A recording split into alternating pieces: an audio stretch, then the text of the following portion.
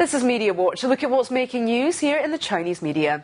The city of Beijing is firmly in the age of the car, with two-thirds of the city's households now owning a private vehicle. That's according to the Global Times, which says the Beijing Municipal Development and Reform Commission wants to ease the burden on the city's roads caused by the capital's estimated 4 million cars. Now, to achieve this, it plans to raise downtown parking fees and promote the use of public transports. 5 subway lines connecting the outskirts to Beijing will be finished within the year. However, officials have ruled out limiting the number of private cars allowed in the city and say they'll even encourage the purchase of private cars as the auto industry generates substantial tax revenue. Not everyone agrees, though. A number of experts say the problem lies in planning and management and have even called for the congestion fees to be implemented.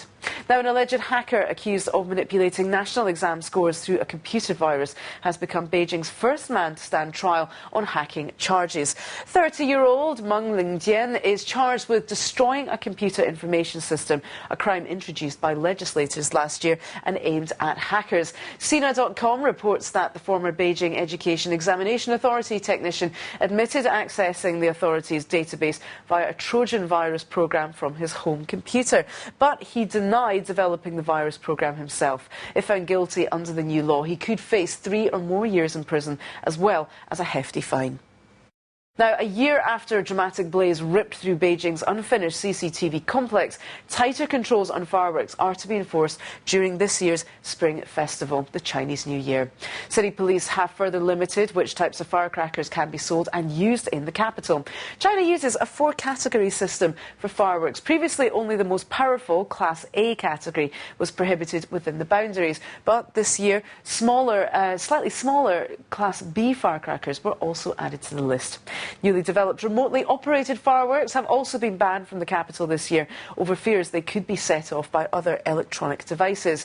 Fireworks will also be banned within 200 feet of any gas station. City residents will be able to buy firecrackers at designated sales points within the 5th Ring Road from February 7th to 28th, covering the entire festive period.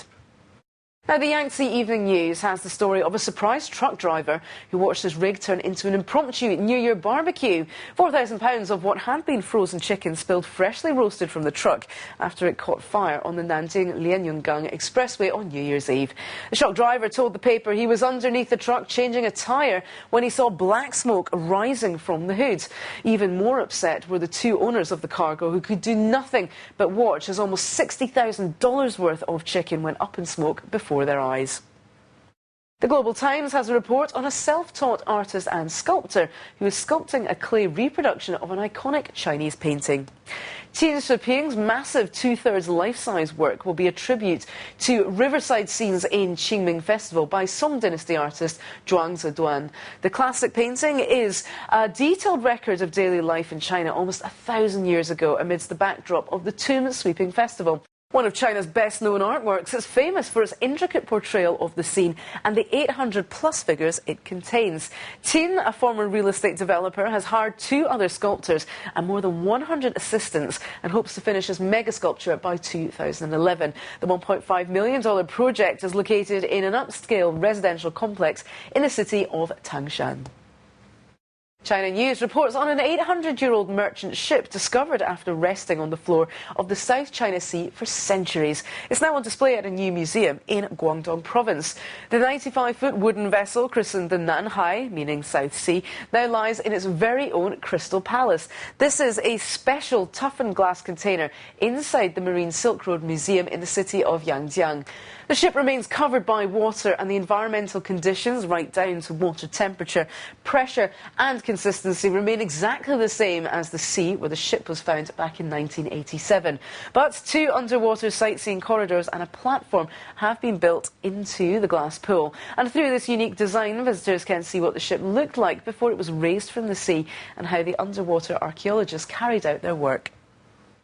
Now, the story of the monk with marriage plans. For the last week, this man in monk's habit has been holding up a sign headed "Monk Seeks Wife" in a busy square in the central Chinese city of Zhengzhou. According to the Henan Business Daily, the monk says despite years of wandering, he's not broken free from the bonds of this world and realises he needs a wife. And on the practical side, he lists his requirements. Candidates should be between 20 and 30, fertile and as beautiful as movie star Zhang Ziyi.